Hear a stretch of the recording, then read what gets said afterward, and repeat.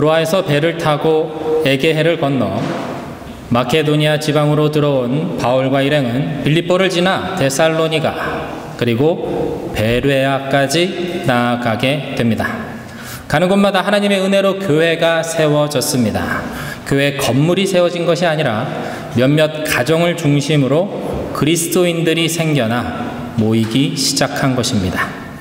그러나 예수를 그리스도 곧 메시아라고 주장하는 바울을 몇몇 유대인들은 달갑게 여기지 않았고 그를 살해하고자 했습니다. 위협을 느낀 실라와 디모데는 먼저 급하게 바울을 베레아에서 떠나게 조치하였습니다. 그렇게 바울은 전도 여행에서 처음으로 일행으로부터 떨어져서 혼자 고대 그리스의 수도인 아테네에 이르게 되었습니다. 아테네는 지금도 현대 그리스의 수도로서 기능하고 있고 전 세계적으로 잘 알려진 유래가 아주 깊은 도시 중에 하나입니다.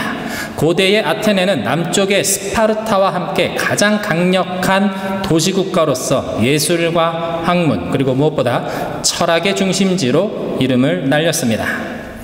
철학의 아버지라고 불리는 소크라테스가 이곳 출신이고 페리클레스, 소포클레스 등 지금까지도 그 이름이 거론되는 위인들이 배출된 곳입니다. 기원전 5세기에 살라미스 해전에서 페르시아 제국을 물리친 아테네가 이 지중해의 패권 국가로서 이룬 문화적, 정치적 업적은 유럽 대륙 전체에 영향을 미치면서 지금까지도 서구 문명의 요람 또는 민주주의의 고향이라고 불리기까지 합니다.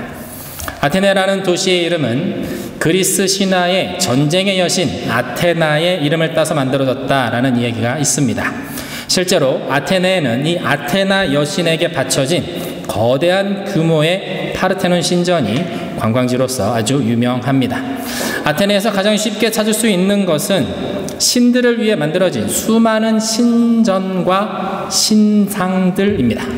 혹자는 아테네에 있는 신상의 개수가 3만여 개 정도로 당시 고대 아테네 시민들을 다 합한 숫자보다 많았다라고 말할 정도였습니다.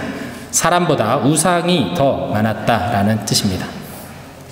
혼자서 아테네 이곳저곳을 둘러보던 사도 바울은 그 많은 우상들을 보면서 경악을 금치 못했습니다. 사도행전 17장 16절의 말씀입니다. 바울은 아테네에서 그들을 기다리고 있는 동안에 온 도시가 우상으로 가득 차 있는 것을 보고 격분하였다. 바울의 아테네에 대한 첫인상을 기록하고 있는 이 16절의 말씀을 원어 그대로 직역을 하면 그의 속에 있는 그의 영이 분노로 타오르고 있었다가 됩니다. 개역개정이나 세번역으로는 격분하였다라고만 번역되어 있어서 바울이 우상을 보고 바울이 분노했다라고 이해할 수 있는데 실제로는 바울 속에 있는 영, 바울 속에 있는 성령께서 분노하셨다라고 기록되어 있는 것입니다. 또한 여기서 쓰인 격분하였다라는 뜻의 동사 파록쉬노는 원래 의학 용어로서 졸도나 간질, 발작을 나타내는 동사로 자극하다, 화를 돋구다 라는 뜻을 가지고 있다고 합니다. 이 단어는 성경에서 이스라엘 백성들이 시내산에서 금송아지를 만들어서 숭배했을 때 일어난 하나님의 진노를 표현하는 단어로 사용되었습니다. 따라서 바울이 아테네에서 수많은 우상들을 보았을 때에 그의 내면에 있는 성령께서 분노한 것은 하나님께서 가장 싫어하시는 우상 숭배에 대한 하나님의 분노와 그에 대한 질투라는 것을 우리는 알 수가 있습니다. 여기서 하나님의 분노가 질투와 연결되어 있다라는 그 이유는 하나님께서 세계와 그 안에 있는 모든 것 그리고 그 모든 사람을 당신의 소유로 삼으셨기 때문입니다. 하나님께서 만드신 세계 안에 당신의 형상으로 만드시고 당신의 영을 불어넣으신 사람이 하나님을 대적하는 우상을 만들어서 그 앞에 절하고 그들을 의지하며 살아간다라는 것은 하나님께서는 도저히 용납하실 수 없었기 때문입니다. 하나님께서는 우리를 당신의 백성이요 당신의 자녀다 이렇게 말씀하십니다. 생각해 보십시오. 한 자녀가 있다고 해봅시다. 어느 날 이 자녀가 자신을 낳고 길러준 부모를 떠나서 엉뚱한 사람을 찾아가서 아버지 어머니라고 부르며 그렇게 살아간다면 원래 부모님은 그 자녀를 얼마나 그리워하겠습니까? 그리고 때로는 분노하지 않겠습니까? 일평생 가슴에 한을 품으면서 살아가지 않겠습니까? 왜입니까? 자신이 낳은 자녀, 자신의 모습, 자신의 형상을 닮은 자녀, 내가 목숨보다 사랑하는 내 자녀를 빼앗겼기 때문입니다. 사랑하는 여러분, 사랑이라는 것은 특수한 관계입니다. 서로에게 속한 관계입니다. 서로의 소유가 된 관계입니다. 그렇기 때문에 다른 사람과 공유할 수 없습니다. 하나님과 우리의 관계를 성경에서는 아버지와 자녀와의 관계로 설명하기도 하지만 그 내밀함과 그 특수함을 강조할 때는 부부다, 신랑과 신부다라고 말씀하기도 합니다. 이 부부는 다른 사람과 공유될 수 없는 관계입니다. 한 사람에게만, 오직 이 세상에서 단 한 사람에게만 열려있고 다른 모든 사람에게는 닫혀있는 것이 부부의 관계이고 그것을 우리는 사랑이다라고 이야기하는 것이죠. 그래서 사랑은 분노와 질투를 포함합니다. 내가 사랑하는 사람을 빼앗겼습니다. 그런데 분노가 일어나지 않아요. 마음이 평안합니다. 그러면 질투가 일어나지 않습니다. 그렇다면 그것은 진정한 사랑이라 할 수 없을 것입니다. 사랑이 아니면 차라리 죽음을 달라라고 말하는 문학작품 속에 그런 이야기들, 그런 주인공들은 인간이 가진 사랑의 힘이 얼마나 숭고하고 강직한 것인지 보여줍니다. 하물며 인간의 사랑이 이렇게 강인할진데 하나님의 사랑은 얼마나 더 강력하겠습니까? 아가서 8장 6절에서 7절의 말씀입니다. 제가 미넨복음교회 와서 처음 말씀을 전했던 구절이기도 한데요. 너는 나를 조장같이 마음에 품고 조장같이 팔에 두라. 사랑은 죽음같이 강하고 질투는 썰같이 잔인하며 불길같이 일어나니 그 기세가 여호와의 불과 같으니라. 많은 물도 이 사랑을 끄지 못하겠고 홍수라도 삼키지 못하나니 사람이 그의 온 가산을 다 주고 사랑과 바꾸려 할지라도 오히려 멸시를 받으리라. 여호와의 불은 소멸하는 불입니다. 여호와의 불은 우리가 아는 불과 조금 다릅니다. 그 어떤 불도 이 여호와의 불 앞에는 존재할 수가 없습니다. 마지막 날 하나님의 심판의 불이 바로 이 소멸하는 불입니다. 이 여호와의 불은 많은 물로도 그것이 홍수와 같이 범람하는 물이라 할지라도 절대로 끄지 못한다라고 말씀하십니다. 여호와의 불과 같이 강하니 하나님의 사랑은 온 세상이 멸망하고 사라지더라도 결코 없어지지 않고 사라지지 않는 그것을 우리는 영원한 진리라고 이야기합니다.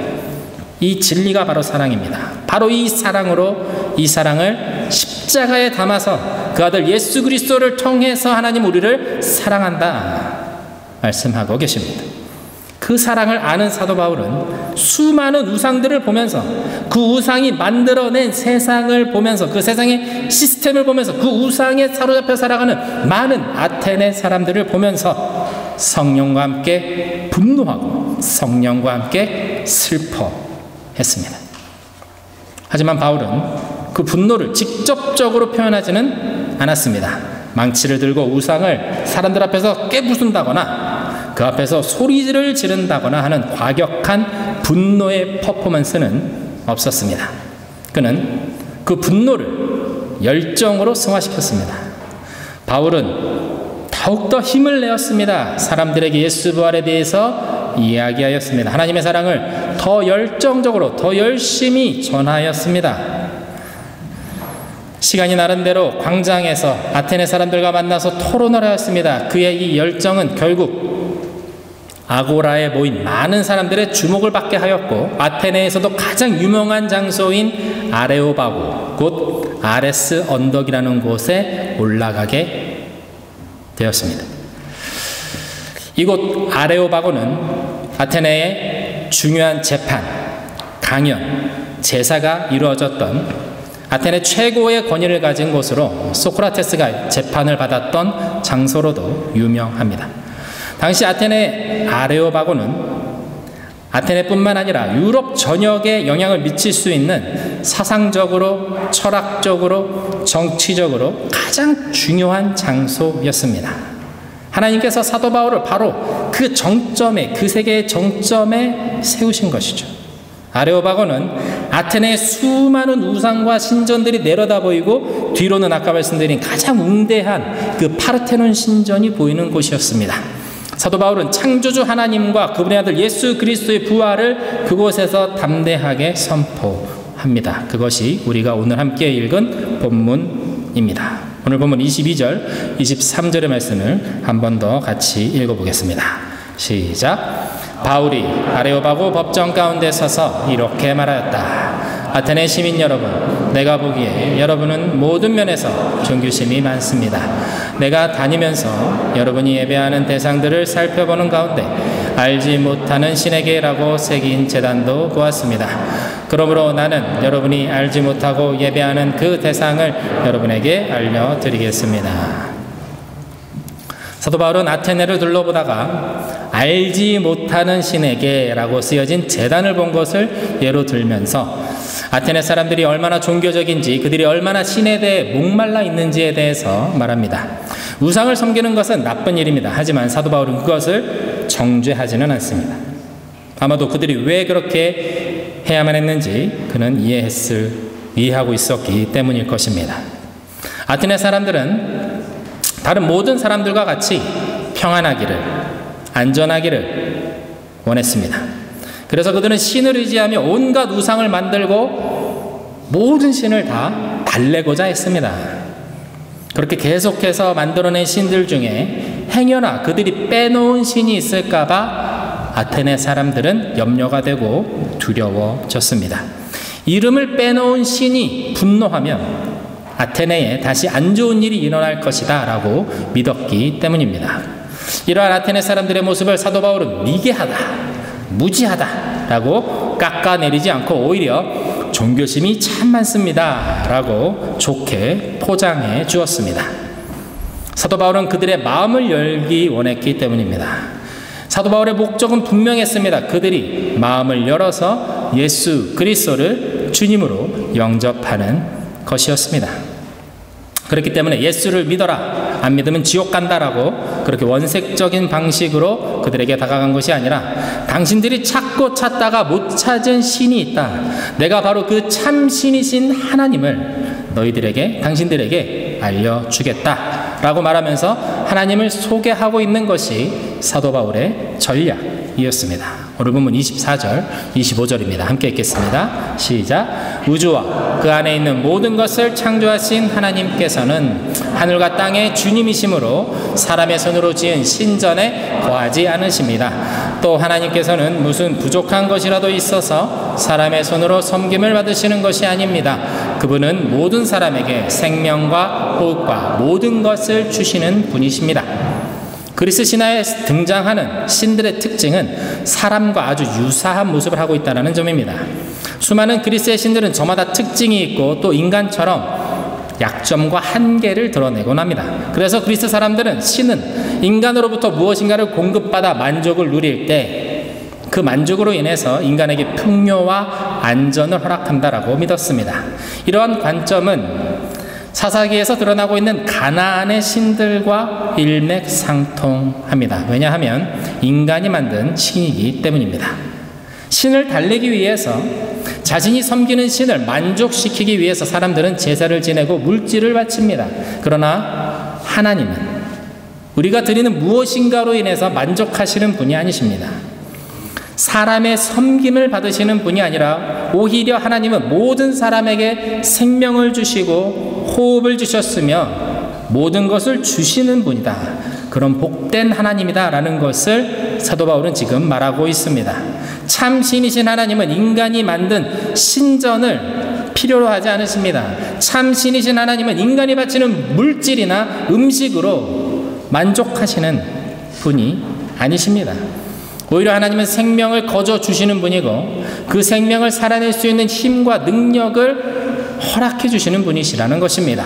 하나님이 어떤 분이신지 설명하면서 사도 바울은 다음과 같은 설명을 덧붙입니다. 본문 28절, 29절의 말씀입니다. 함께 읽습니다. 시작. 여러분의 시인 가운데 어떤 이들도 우리도 하나님의 자녀이다라고, 우리는 하나님 안에서 살고 움직이고 존재하고 있습니다. 그러므로 하나님의 자녀인 우리는 신을 사람의 기술과 고안으로 금이나 은이나 돌에다가 새겨서 만든 것과 같다고 생각해서는 안 됩니다. 사도 바울은 당시 아테네에서 유명한 시의 한 구절을 지금 인용하고 있습니다. 크레타 섬 출신의 에피메니데스라는 시인이 쓴 크레티카라는 이 시는 원래 제우스 신에게 바쳐진 시입니다.